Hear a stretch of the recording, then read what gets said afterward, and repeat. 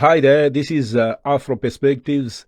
In a sign of Emerson Mnangagwa consolidating his position in both ZANU-PF and the Zimbabwean state itself, news is coming out that the Central Intelligence Organization, CIO, Army Intelligence, and the police have put in place a task force to target outspoken individuals, people labeled as political dissidents, and the operation itself is actually targeted at people who are opposed to Emerson Mnangagwa's third term and his plans for establishing effectively a dictatorship in Zimbabwe.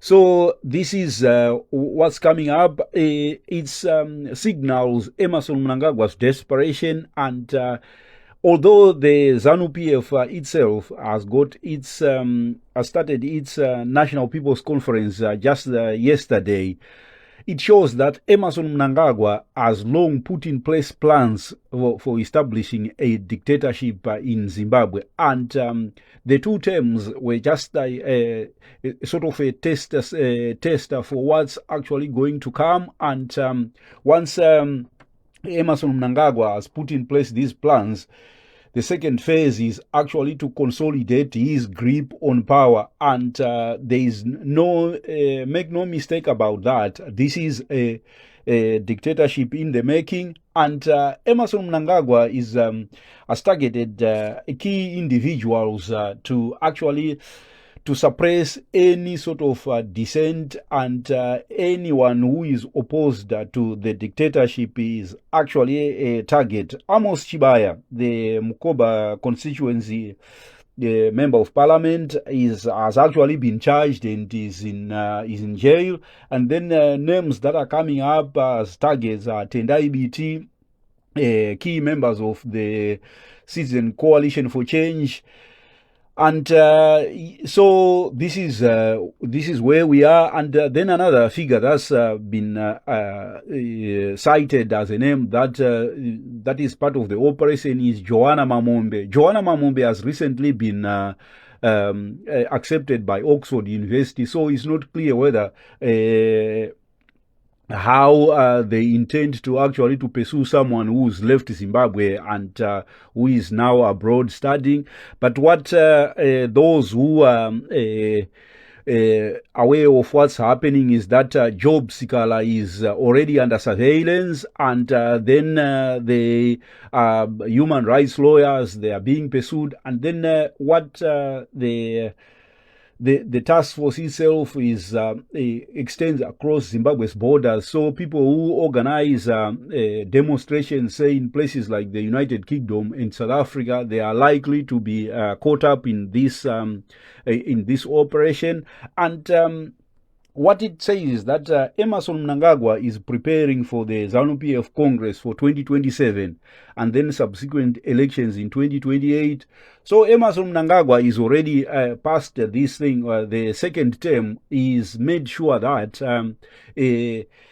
for this conference that's taking place this week, that started yesterday in Bulawayo, is covered his ground, he's done his homework, and he's convinced that it's going to sail through. And all that he is waiting for now is just to get to the second phase of the process, which is actually to prepare for the ZANU-PF Congress for 2027 and then elections in 2028. And someone has put out a post on X, and it lists those people. Well, it's actually a list of who is who in Emerson Mnangagwa's cabinet, and it says that yes, it's actually a list of who is who in Emerson Mnangagwa's cabinet. And it says it actually says that it's from Set Free Mafukidze, and it says that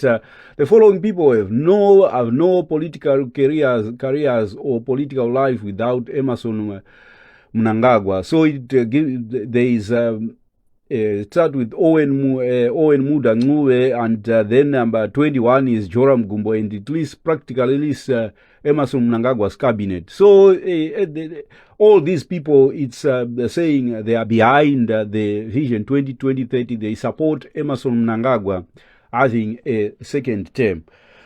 So this is the National People's Conference, the second term, and the proposed amendments to the Constitution. That's done and dusted, and we are now past that. Most people are convinced anyway that the National People's Conference is simply a choreographed sort of thing, and everyone is agreed that Emerson Mnangagwa is going to get what he wants, which is a second term and those amendments to the Constitution. And most people have simply suggested that you are going to get a resolution that's going to be read after at the conclusion of the conference itself, to the effect that members of ZANU-PF who have attended the conference, they have agreed on 1, 2, 3 things, and it's not going to be the one thing where you are saying people are going to come up with conflicting agendas, that they actually oppose that, and then there's going to be debate and all that. None of that is going to happen.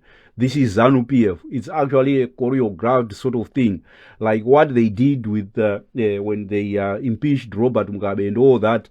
Once someone has taken over ZANU-PF and they are actually in charge, there is no debate, there is no opposing voices. And just to illustrate, just to let you know what actually has been happening, there is an organization, I think it's Children of the War Veterans Association, and Munyara Zishoko has been going out on Facebook and on X, Twitter, and he's opposed to Emerson Mnangagwa's second term. And the young man has been hounded. He's been hounded. He's actually in hiding. Let me see if I can get you a tweet where he is narrating his ordeal. Let me see. Yes, so this is the tweet by Mnyara Zishoko. The struggle for a democratic Zimbabwe is real. Just took my first meal today. I don't know what's next. No home, no family. Minister Owen Mudangue is really after me. Hanzi Musoro wa Munya Mundiro. I'm now a refugee in my own country, all in the name of defending the Zimbabwean constitution.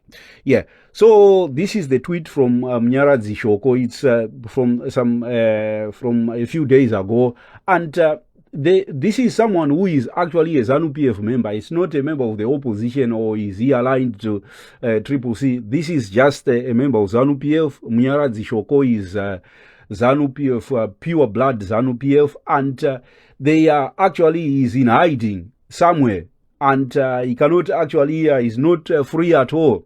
So this demonstrates actually the extent to which ZANU-PF is intends how it intends to go after the so-called political dissidents. And we are back to the dark days where we have a one-party dictatorship. In fact, even right now, this is Zimbabwe is a one-party dictatorship.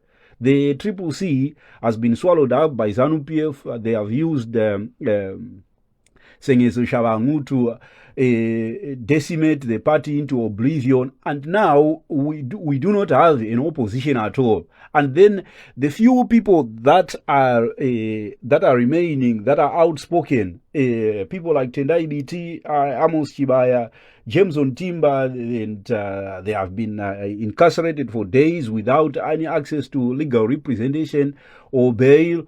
So these are we are back to the dark days where we have a dictatorship, and where the freedoms that are mentioned in the constitution, they are purely cosmetic.